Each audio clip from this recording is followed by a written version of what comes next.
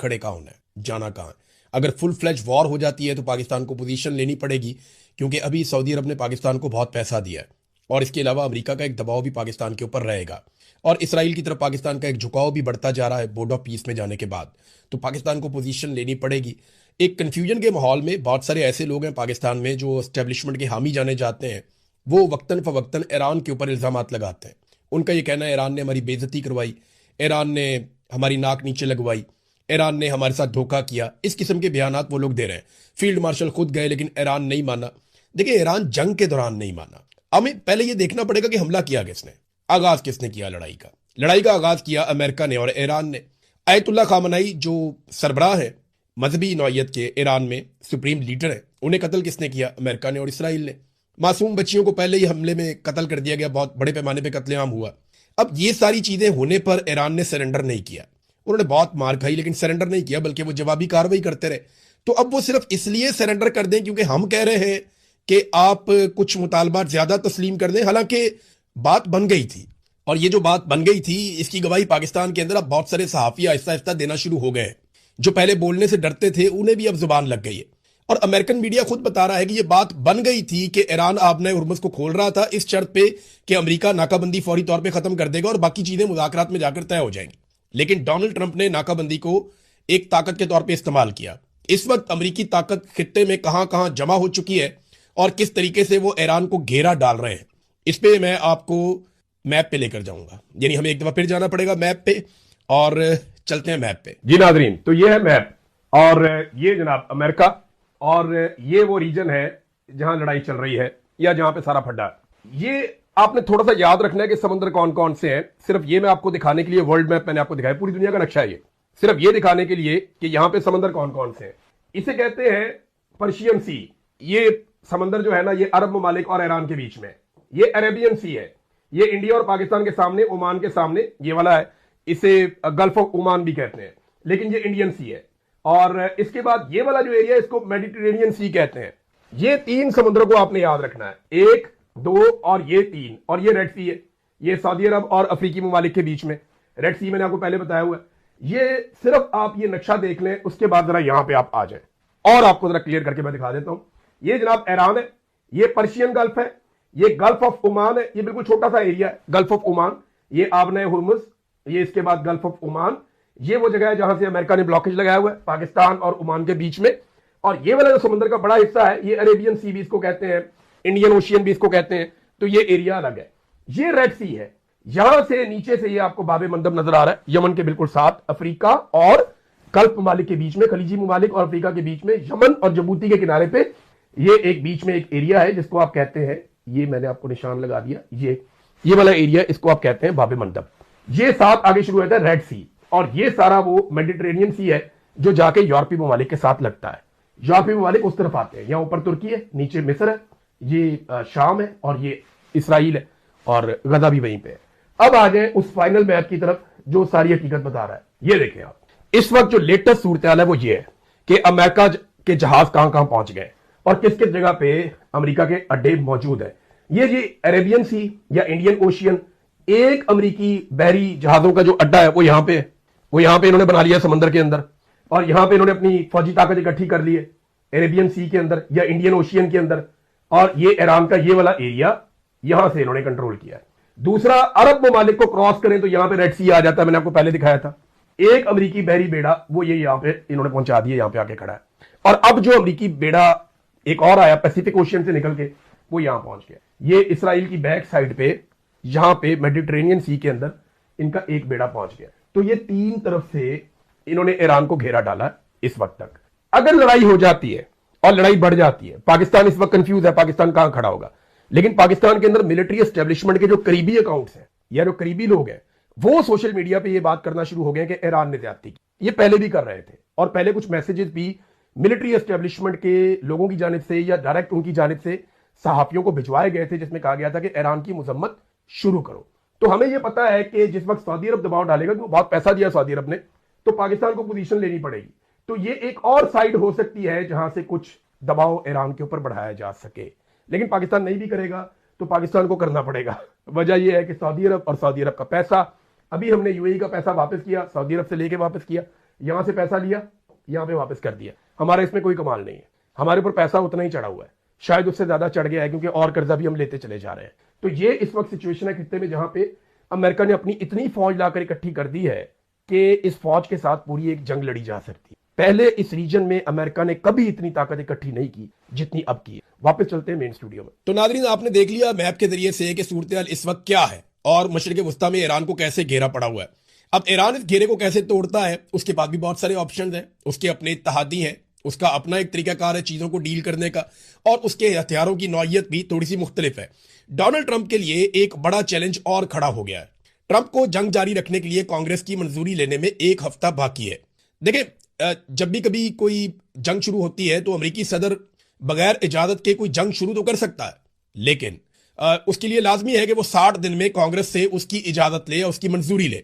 अब कांग्रेस से मंजूरी लेने के लिए बाकी बच गया एक हफ्ता।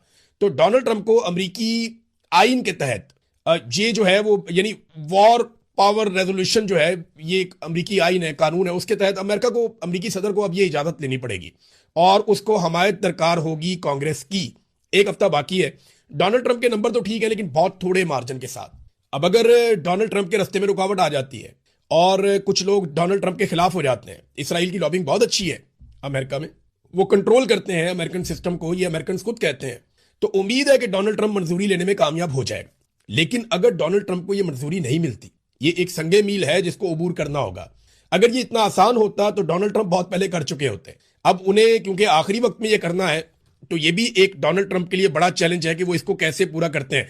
इसराइल ने बहरहाल ऐलान कर दिया है कि वो सिर्फ अमेरिका के इशारे का इंतजार कर रहा है और वो बड़ी तबाही फैला सकता है। इसराइली वजीर दिफा का जो स्टेटमेंट है वो ये है कि अमेरिका की इजाजत मिलते ही खामनाई के पूरे खानदान को हम खत्म कर देंगे। आयतुल्लाह खामनाई किस हालत में है इस वक्त? आयतुल्लाह अली खामनाई तो शहीद हो गए हैं, जो मुज्तबा खामनाई है वो किस हालत में है ये मैं आपको बताता हूं आगे चलकर। लेकिन इसराइल ने एक बार फिर ईरान को संगीन नताइज भुगतने की धमकी देते हुए अपनी अमेरिका के साथ दोस्ती का भी इजहार किया है। उन्होंने कहा जी कि अमेरिका ने अगर हमें कहा, ये वजीर दिफा है इसराइल का, उसने कहा कि ईरान के खिलाफ दोबारा जंग शुरू करने के लिए मुकम्मल तौर पर तैयार हो चुके हैं, सिर्फ अमेरिका के ग्रीन सिग्नल का इंतजार है। ईरान को तारीकी और पत्थर के दौर में हम धकेल देंगे और आयतुल्लाह मुज्तबा खामनाई के पूरे खानदान को इस मरतबा खत्म कर देंगे। हालांकि पहले ही ये खानदान आधा कत्ल हो चुका है। ज्यादातर लोग इस खानदान के जो मुज्तबा खामनाई से जुड़े हैं वो शहीद हो चुके हैं। बाकी जो लोग बचे उनमें मुज्तबा खामनाई है, उनकी अपनी सूरत हाल क्या है इस पे मुख्तलिफ मीडिया रिपोर्ट्स आती रहती हैं। जो एक रिपोर्ट मुज्तबा खामनाई की सेहत के हवाले से आई, ये ईरान में से जो रिपोर्ट आई है वो ये बताती है, ईरानी ओहदेदार को कोट किया गया है कि सुप्रीम लीडर शदीद जख्मी है मगर होश में है। कासिदों के जरिए से वो पैगाम रसानी भी उनकी जारी है। ये ईरानी मीडिया को या ईरानी ओहदेदार को कोट किया गया है और अमरीकी इदारे में कोट किया गया है। अमरीकी अखबार न्यूयॉर्क टाइम ने दावा किया है कि ईरानी सुप्रीम लीडर ज़हनी तौर पर पूरी तरह मुतहर्रिक है और मजबूत है और बाखबर है, लेकिन मुल्क के अहम फैसले अमनन पासदारान इनकलाब के आला कमांडरों के एक ग्रुप के जरिए किए जा रहे हैं। हाँ, ये है कि वो अपनी पैगाम जो है वो पहुंचाते रहते हैं। वो एक बड़ी महफूज जगह पे मौजूद हैं। जो फिजाई हमला किया गया था उसमें वो शदीद जख्मी हो गए थे और अभी तक वो तिब्बी टीम की निगरानी में है। वो गंडापुर को बना लेंगे तो इससे दो नुकसान होंगे। एक तो गंडापुर बनेंगे भी नहीं, एक और तोहफा मिलेगा पाकिस्तान तहरीक इंसाफ की जानिब, और अगर सुहेल को हटा दिया तो सुहेल पहले से ज्यादा खतरनाक हो जाएगा और सुहेल के पास फ्री हैंड हो जाएगा। बहुत सारी जिम्मेदारियां खत्म हो जाएंगी और बड़ा लीडर भी बन जाएगा और फिर वो तहरीक खुलकर चलाएगा जो चलाना चाहते हैं सुहेल अफरीदी, जो वो कह रहे हैं कि इमरान खान रिहाई फोर्स में बना रहा हूं, तो वो उसके ऊपर ज्यादा मेहनत कर पाएंगे। नाजरीन, डील की बातें हो रही हैं, कभी राणा सनाउल्लाह कहते हैं, कभी अली अमीन गंडापुर कहते हैं, कभी शेर अफजल मरवत कहते हैं, कभी जावेद लतीफ कहते हैं, कभी कोई और लोग कहते हैं। इमरान खान की बहनें भी कहती हैं। इमरान खान भी कहता है कि मैं तो डील नहीं ले रहा अपने लिए, पाकिस्तान के लिए मेरे साथ बात करो, रास्ता निकालो, इलेक्शन करवाओ, मैं तैयार हूं, मैं किसी से बदला नहीं लूंगा, लेकिन इंसाफ तो करना पड़ेगा। तो अब ये जो मामला है इसमें अलग अलग बातें की जाती है। मैं आपको एग्जैक्टली बताता हूं कि कहां कहां पे डील की बातें हुई और खबरें बाहर आई और ये कितनी मरतबा हुआ। एक तो डील की लगभग कुछ 6 कोशिशें हुई अब तक। 4 अगस्त को इमरान खान साहब को सबसे पहले कहा गया कि आप पाकिस्तान छोड़ दें वरना कल आपको गिरफ्तार कर लिया जाएगा, डील की पहली ऑफर। दूसरी 9 और 10 फरवरी को जब इमरान खान साहब को इलेक्शन जबरदस्ती डकैती मार के छीन लिया गया तो तब उन्हें ऑफर किया गया कि हम आपको एक खास तरह की हुकूमत बना देते हैं, आप कंप्रोमाइज कर लें। इमरान खान साहब ने फिर इनकार कर दिया। अक्टूबर 2024 में दोबारा से डील करने की कोशिश की गई जब एहतजाजी तहरीक अपने उरूज की तरफ जा रही थी। फिर नवंबर 2024 में दोबारा कत्लेआम से पहले डील की कोशिश की गई और वही बातें अली अमीन गंडापुर और बाकी लोग बताते हैं, लेकिन इमरान खान साहब नहीं माने। फिर अमरीकी डॉक्टर्स आए, अमरीकी बिजनेसमैन आया, इमरान खान साहब से मिला, इमरान खान साहब ने उनको भी साफ इनकार किया। तो ये डील की एक और कोशिश थी। और अभी हाल ही में इमरान खान साहब की आंख की बीमारी के दौरान एक मरतबा फिर कोशिश की गई कि इमरान खान साहब को किसी तरह से कोई रिलीफ इमरान खान साहब की पार्टी मांगे। इससे पहले आपको याद होगा अली अमीन गंडापुर ने ये कहा था कि इमरान खान साहब को जो है वो एक पैरोल के ऊपर रिहाई दी जाए, तो उस पर इमरान खान साहब ने नाराजगी का इजहार किया था। अब वो पैरोल पे रिहाई तो चाहते ही नहीं है, ना इमरान खान साहब बनीगाला जाना चाहते हैं। हाँ, अपनी आंख का इलाज वो करवाना चाहते हैं, जो उनका हक भी है और उनको ये इलाज मिलना चाहिए। किसी भी लीडर की आंख जाया करना या किसी ऑर्गन को जाया करना ये इंतहाई नामुनासिब है और ये सख्त ज्यादती है। और इस चीज को ये डील के लिए इस्तेमाल कर रहे थे, इमरान खान साहब ने साफ इनकार कर दिया। इमरान खान साहब के लिए पूरी दुनिया में आवाज उठ रही है, बैनुल अक़वामी सतह पे रोला पड़ गया है। और मैं कुछ चीजें आपके सामने रखता हूं अभी। नंबर एक तो ये है कि 40 से ज्यादा मुमताज आलमी माहिरीन तालीम जो हैं और उनके अलावा अवामी दानिशवरों ने और ह्यूमन राइट्स एक्टिविस्ट, इन्होंने अमेरिका, यूरोपीय यूनियन और दौलत मुश्तरका और OIC के नाम एक खत लिखा है। यानी ये दुनिया भर के अंदर खत लिखा जा रहा है। अमेरिका के नाम भी लिखा है, यूरोपीय यूनियन के नाम भी लिखा है, दौलत मुश्तरका के नाम भी लिखा है और OIC के नाम भी ये खत लिखा गया है। अक़वाम मुत्तहिदा को भी इसमें जो है वो मुखातिब किया गया है। इमरान खान को तिब्बी सहूलियात फराहम की जाए, इमरान खान साहब के खानदान और डॉक्टर्स तक रसाई दी जाए और सियासी बुनियाद पर जो उनकी कैद है उससे उनको रिहाई दी जाए। अब ये आलमी सतह के बहुत सारे लोग हैं, 40 से ज्यादा लोग हैं और ये बड़े बाअसर लोग हैं दुनिया में। ह्यूमन राइट्स के हवाले से इनकी खिदमत है और इनकी खिदमत का एतराफ भी किया जाता है। तो ये एक डेवलपमेंट है। अब ज्यादा डिटेल में मैं इसकी नहीं जाता, बस आप ये समझें कि दुनिया में बड़ी तेजी से इमरान खान के लिए आवाज उठना शुरू हो गई है और ये कामयाबी है इमरान खान साहब के बेटों की, उनकी बहनों की, क्योंकि वो कंटिन्यूसली एंगेजमेंट कर रहे हैं और ओवरसीज पाकिस्तानियों का भी इसमें एक हिस्सा है। देखिए, ये जो ओवरसीज पाकिस्तानियों से नफरत करते हैं ना सब लोग, खासतौर पे पाकिस्तान की मिलिट्री एस्टेब्लिशमेंट और पाकिस्तान का जो मौजूदा रजीम है, ये नफरत इसीलिए करते हैं कि ओवरसीज पाकिस्तानी हर जगह पे इमरान खान साहब की बात करते हैं और हर जगह पे जुल्म और ज्यादती के खिलाफ बात करते हैं। देखिए, अब ये एक मीटिंग हो रही थी और ये जिनेवा के अंदर समिट हो रहा है for human rights and democracy के ऊपर, इंसानी हकूक और जमहूरियत के लिए जिनेवा के अंदर एक समिट हो रहा था। उस समिट में एक पाकिस्तानी ने आवाज उठा दी बड़े जोरदार तरीके से और जो ओवरसीज पाकिस्तानी है उसने आवाज उठाई और उसके बाद जो है वो वहां पे इमरान खान साहब का तस्करा किया गया।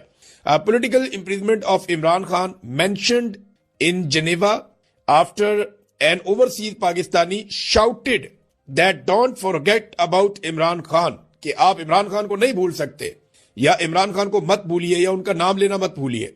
He is a political prisoner and former prime minister of the 5th biggest nation in the world, कि वो दुनिया की 5वीं बड़ी कौम का एक लीडर है और साबका प्राइम मिनिस्टर है, आप उसे नहीं भूल सकते। और उसके बाद फिर इमरान खान साहब के लिए बाकायदा इस प्लेटफॉर्म के ऊपर आवाज उठाई गई और यह बताया गया कि रजीम कैसे इमरान खान साहब को दबा रहा है, रजीम कैसे पाकिस्तान के साथ जो है वो ज्यादती कर रहा है।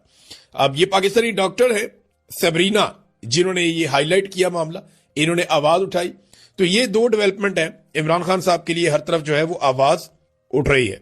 नाज़रीन, सियासतदानों में सबसे लंबी जेल जो है वो जावेद हाशमी साहब ने लगातार काटी है और मुश्किल तरीन जेल काटी है। जावेद हाशमी साहब का अगर आप चेहरा देखें या उनकी हालत देखें तो आपको अंदाजा हो जाता है कि जेल की सख्तियों ने उनके साथ क्या किया।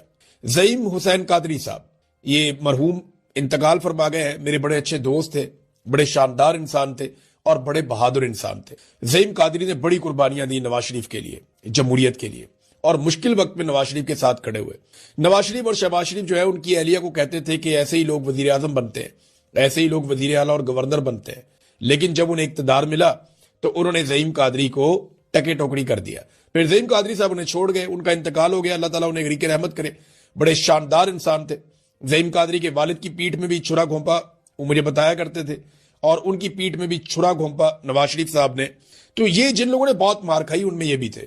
तो जावेद हाशमी साहब जिन्होंने बहुत तकलीफ बर्दाश्त की, इनके जिस्मों पर आज भी आमरीत के निशान है। तो जावेद हाशमी के बकौल 10 साल उन्होंने कहा मैंने जेल काटी है। अगर मुझसे इस तरह का बर्ताव होता जैसा सलूक इमरान खान के साथ किया जा रहा है तो शायद मैं भी डील कर लेता। ये बहुत बुरा सलूक हो रहा है। जावेद हाशमी जैसा बंदा गवाही दे रहा है जिसने आसिफ अली जरदारी से कई 100 गुना मुश्किल जेल काटी है। जरदारी ने तो जेल काटी नहीं ना, वो तो कोठियों के अंदर, अस्पतालों के अंदर, वीआईपी कल्चर, बाकायदा स्वीट्स के अंदर वो रहे हैं जरदारी साहब। वो तो बहुत इंजॉय करते रहे और उनकी जेल तो जेल थी ही नहीं चंद दिनों के अलावा। तो जावेद हाशमी की जेल जेल थी। अब जरदारी साहब को जेलसी हो रही है इमरान खान से कि यार ये इतना आगे निकल गया, इतना बहादुर हो गया और हम लोग बहुत पीछे रह गए, हम जेल नहीं काट सके, इमरान खान जेल काट गया। तो जरदारी साहब की वो जेलसी अब उनके चेहरे पे, उनके रवैये में, उनकी बातों में नजर आ रही है। लेकिन जावेद हाशमी जो रियल वर्कर है, जिसने जेन्युइनली मार खाई है, जिसकी सारा पाकिस्तान गवाही देता है, वो शख्स कहता है कि इमरान खान को मुझसे भी मुश्किल हालात में रखा गया। नाज़रीन, अली अमीन गंडापुर साहब जो है वो अब आहिस्ता आहिस्ता शेर अफजल मरवत बनते जा रहे हैं। एक के बाद एक स्टेटमेंट उनका आता है और उनका स्टेटमेंट ज्यादातर इमरान खान साहब की फैमिली या पाकिस्तान तहरीके इंसाफ को नुकसान पहुंचाता है। यानी वो शेर अफजल मरवत ऐसे बन गए कि उन्होंने दावा कर दिया कि इमरान खान के बगैर इमरान खान से बड़े जलसे और मार्च किए उन्होंने। इमरान खान के बगैर इमरान खान से बड़े जलसे और मार्च किए तो करें ना। अभी वो तो इमरान खान के नाम पे लोग निकलते थे, वो तो इमरान खान साहब कहते थे तो लोग निकलते थे, कॉल तो इमरान खान की जानिब से आती थी। अली अमीन गंडापुर को तो आखिरी एहतजाज में लोग घसीट घसीट के लेकर जा रहे थे। अली अमीन को जान छुड़ानी मुश्किल हो गई थी। वो गाड़ियों की ब्रेकें लगाता था, लोग पीछे से धक्के मारते थे कि आगे चलो चलो एहतजाज में। आखिरी मरतबा अली अमीन गंडापुर को बादल नखास्ता एहतजाज में जाना पड़ा और ये फंसे हुए थे। और ये बहुत सारी ऐसी वीडियोज हैं जहां पे गंडापुर साहब को लोग पुश कर रहे थे कि चलो चलो एहतजाज में आगे बढ़ो, रुकते क्यों हो, कोई आराम नहीं करना, आगे बढ़ना है। तो ये गंडापुर के साथ हो रहा था। गंडापुर साहब टाइम जाया कर रहे थे ताकि लोगों की तादाद कम हो जाए, मोहसिन नकवी के लिए आसानी हो जाए। लेकिन लोग जबरदस्ती गंडापुर को आगे की तरफ धकेल रहे थे और तंग आगे बुशरा बीबी फिर अली अमीन गंडापुर से काफी आगे चली गई कि ये तो आगे जाता नहीं है तो मैं तो जाऊं, कारकुनों को लेकर कम से कम मैं तो वहां पहुंचूं जो इमरान खान साहब ने कहा हुआ है।